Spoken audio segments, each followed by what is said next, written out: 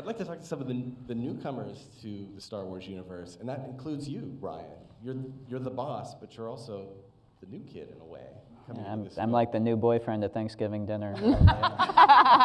Well, from what we don't know a whole lot about Admiral Holdo, but we know she's kind of the new boss. She's a new leader in the Resistance. Is there a little bit of you in Admiral Holdo? Oh, very much so. I would be thrilled if there were. Laura Dern could represent any part of me in life. I would be thrilled. Yeah, Holdo. I mean, Laura. I've been wanting to. It's a dream to get to work with her, and the character that she plays and all of its glorious purple-haired wonder is. We were really able to dig in and do some really exciting, fun stuff. And Laura, I know that the moments on set where suddenly you would catch my eye and you would say, "This feels like we're making an independent film."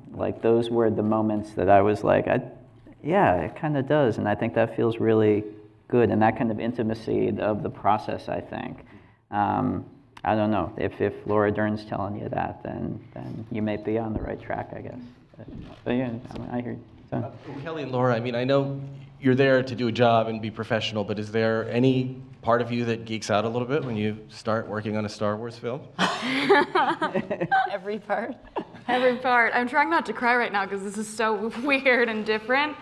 Yeah, I feel like Ryan has said this before, but it definitely feels like you have to find a way to just do the work and kind of block everything out, but then C-3PO comes up and you're like, oh, God. So you're constantly figuring out, how can I figure out how to work in this environment? And then you're like, but also this is awesome. So it's kind of a balance, right? Yeah. Mm-hmm. Yeah.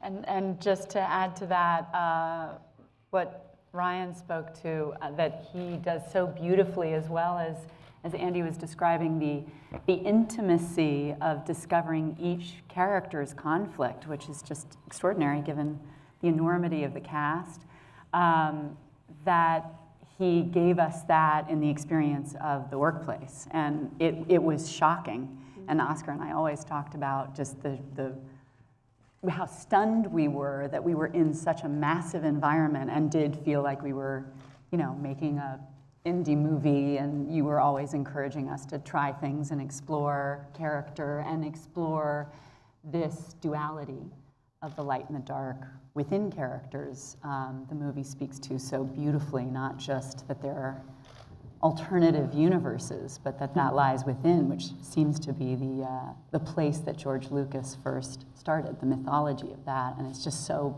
brilliant. And a group of us sitting together watching it for the first time was amazing, because it was like we were with 3,000 people.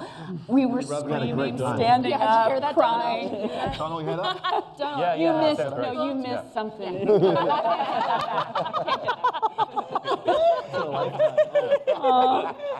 Oh, gosh. Hope you're happy. Well, I want to ask Donald and Adam about your two characters, Hux and Kylo Ren. Had a really interesting relationship in The Force Awakens that I understand is expanded on in this movie, where Snoke sort of plays them against each other. They're allies, but not really. I wondered if you two could talk about their bond or lack thereof as we enter this film. I think it's definitely, there's a competition, and it's maybe yet to be discovered where that comes from. I mean, if anything, I think that's more of a testament to kind of what everyone has been saying of Ryan's ability to not mind the character in every moment, which seems like an obvious thing, but he doesn't. So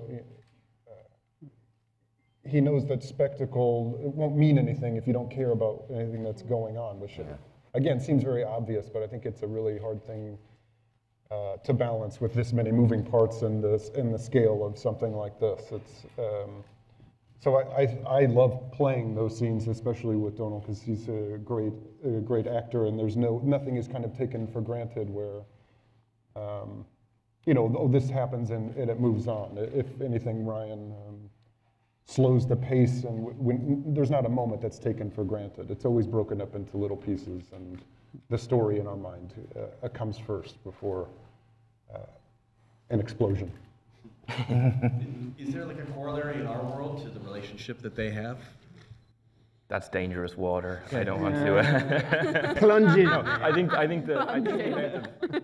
Like rival co-workers or brothers? Nobody. Oh, I see. I don't know. I think it's funny, you know, like there's just such a huge amount of drama going on in that group of people, but then also just a huge amount of bitchy infighting as well, which I think is really fun to see them kind of really hurt each other from the inside as well as from the outside. You know, the united front thing is difficult for them sometimes. But it was just, yeah, I'm not good. Sorry, I think, you know, it's just a privilege to be in the film. It's very good. I think we'll open it up then to the audience for some questions.